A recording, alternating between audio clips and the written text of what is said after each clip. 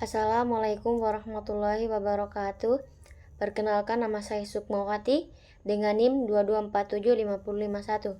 Program Studi Pendidikan Teknologi Informasi. Saya dari kelas 2B.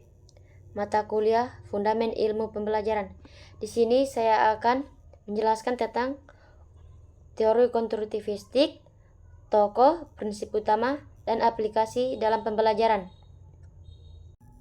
Yang pertama itu teori konstruktivistik. Teori konstruktivistik adalah teori belajar yang menekankan bahwa pengetahuan tidak ditransfer secara langsung dari guru ke siswa, tetapi siswa secara aktif membangun pengetahuan mereka sendiri melalui pengalaman dan interaksi. Yang kedua itu poin penting tentang teori konstruktivistik. Yang pertama itu belajar aktif. Dalam teori konstruktivistik, siswa tidak hanya menerima informasi secara pasif, tetapi mereka terlibat aktif dalam proses pembelajaran. Mereka mengamati, bertanya, menyelidiki, dan mencoba memahami dunia di sekitar mereka melalui aktivitas langsung. Yang kedua, pengalaman dan interaksi. Pengetahuan dibangun melalui pengalaman nyata dan interaksi sosial. Ketika siswa berinteraksi dengan lingkungan, teman, atau guru, mereka memperoleh perspektif baru dan memperkaya pemahaman mereka. Yang ketiga itu pesan guru. Guru bukanlah satu-satunya sumber informasi, melainkan fasilitator yang membimbing siswa untuk menemukan dan membangun sendiri pengetahuannya. Guru memberikan arahan, pertanyaan, pemandu, dan menciptakan lingkungan belajar yang menantang. Yang keempat itu konsep belajar.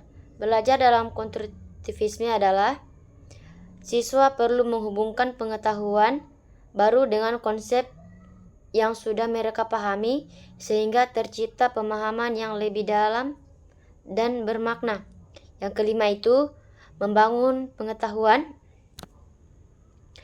Pengetahuan bukanlah sesuatu yang dipindahkan dari guru ke siswa, tetapi dibangun sendiri oleh siswa berdasarkan pengalaman dan pemikiran mereka. Proses ini bersifat individu, karena setiap siswa memiliki latar belakang dan cara berpikir yang berbeda. Yang ketiga itu tokoh utama dalam teori konstruktivistik. Tokoh pertamanya yaitu Piaget. Piaget berpendapat bahwa anak-anak secara aktif membangun pengetahuan mereka melalui interaksi dengan dunia sekitar. Ia mengidentifikasi tahap-tahap perkembangan kognitif di mana anak-anak terus menyesuaikan skema mereka atau pola berpikir untuk memahami pengalaman baru. Teori Piaget dikenal sebagai konstruktivisme kognitif. Tokoh kedua itu Lev Vygotsky. Vygotsky menekankan peran interaksi sosial dalam perkembangan kognitif. Ia percaya bahwa pengetahuan dibangun melalui interaksi dengan orang lain yang lebih berpengalaman, dan konsep zona berkembang proksimal menunjukkan bahwa siswa dapat mencapai pemahaman yang lebih tinggi dengan bantuan Vygotsky juga mengusulkan bahwa pembelajaran harus berpusat pada interaksi. Yang keempat itu prinsip-prinsip utama konstruktivistik terbagi menjadi 7. Yang pertama, pembelajaran aktif. Yang kedua, pengetahuan dibangun. Yang ketiga itu pembelajaran kontekstual. Yang keempat, guru berperan sebagai fasilitator. Yang kelima, pembelajaran kolaboratif. Yang keenam, pemahaman mendalam. Yang ketujuh, bersosialisasi dengan orang lain. Selanjutnya yang kelima yaitu aplikasi dalam pembelajaran dan penerapan di kelas. Terbagi menjadi beberapa. Yang pertama, pembelajaran berbasis masalah, problem based learning. Peserta didik dihadapkan pada masalah autentik dan kompleks yang mendorong mereka untuk mencari solusi melalui investigasi, kolaborasi, dan penerapan. Pembelajaran kooperatif.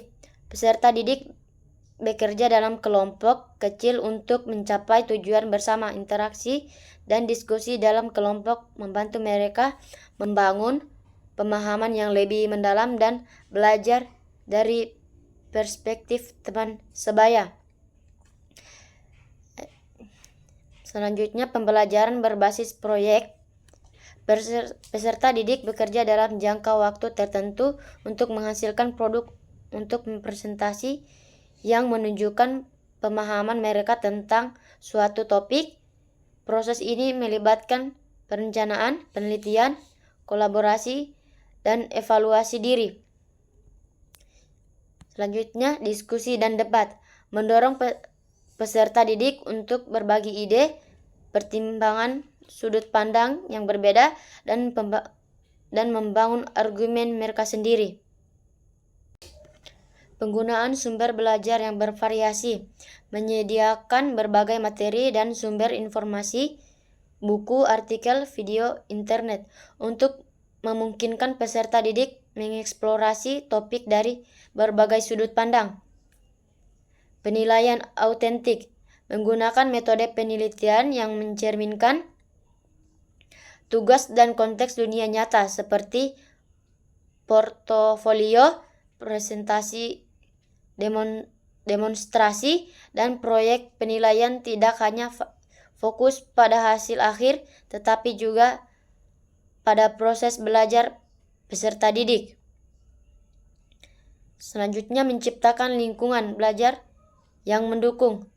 Mendorong rasa ingin tahu, memberikan kesempatan untuk mengeksplorasi dan mengeksperimen, serta menghargai perbedaan pendapat. Selanjutnya, scaffolding. Guru memberikan dukungan yang terstruktur dan berhadap kepada peserta didik, terutama ketika mereka menghadapi tugas yang menantang. Dukungan ini dapat berupa pemberian petunjuk, pertanyaan pemicu, atau contoh yang kemudian dikurangi seiring dengan meningkatnya kemandirian peserta didik. Selanjutnya, yang keenam, yaitu hubungan teori konstruktivistik dengan perkembangan kognitif. Terbagi menjadi beberapa bagian. Yang pertama itu konstruksi pengetahuan aktif. Teori konstruktivistik menekankan bahwa siswa secara aktif membangun pengetahuan mereka sendiri melalui pengalaman dan interaksi dengan lingkungan. Hal ini selaras dengan pandangan perkembangan kognitif yang melihat siswa sebagai individu yang aktif mencari pemahaman dan makna.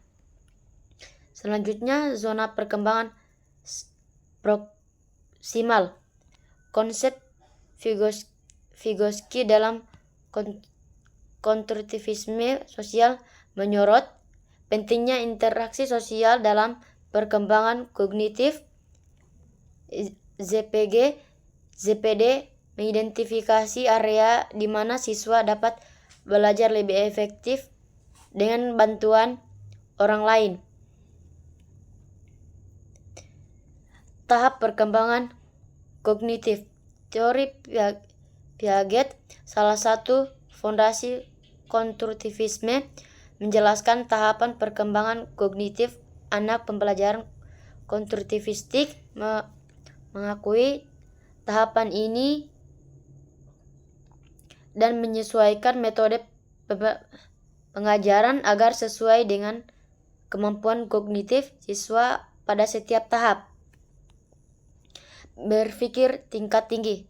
Pembelajaran konstruktivistik mendorong siswa untuk mengembangkan keterampilan berpikir tingkat tinggi seperti analisis, sintesis, evaluasi, dan pemecahan masalah melalui aktivitas seperti pemecahan masalah berbasis proyek atau diskusi, siswa tantang untuk mengonstruksi pemahaman yang mendalam, bukan sekedar menghafal fakta. Dan selanjutnya hubungan teori konstruktivistik dengan pengembangan efektif. Pembelajaran berpusat pada pendekatan konstruktivistik menempatkan siswa sebagai pusat dari proses pembelajaran. Setelahnya itu pembagian kontekstual, mengaitkan pembelajaran dengan situasi dunia nyata dan masalah yang relevan dengan kehidupan siswa dapat meningkatkan minat dan keterlibatan emosional mereka. Kolaborasi dan interaksi sosial. Pembelajaran konstruktivistik sering melibatkan kegiatan kolaboratif di mana siswa bekerja bersama dalam kelompok. Melalui interaksi sosial ini, siswa belajar untuk menghargai perspektif orang lain, mengembangkan keterampilan komunikasi, membangun rasa empati, dan belajar bekerja bersama. Ini berkontribusi pada perkembangan sosial dan emosional mereka. Otonomi dan pilihan. Memberikan siswa otonomi dalam belajar, seperti memilih topik penelitian atau cara menyampaikan hasil belajar, dapat meningkatkan cara kepemilikan dan tanggung jawab. Ini juga membantu pengembangan nilai-nilai seperti kemandirian dan inisiatif. Yang terakhir itu pembangunan psikomotor. Pembangunan berbasis pengalaman konstruktivisme menerapkan pembelajaran melalui pengelolaan langsung dalam konteks psikomotor. Ini berarti memberikan siswa kesempatan untuk melakukan aktivitas fisik, manipulasi alat dan bahan, serta berlatih keterampilan motorik secara langsung. Itulah penjelasan dari saya. Sekian. Terima kasih. Saya akhiri dengan ucapan wabillahi taufiq wal hidayah. Wassalamualaikum warahmatullahi wabarakatuh.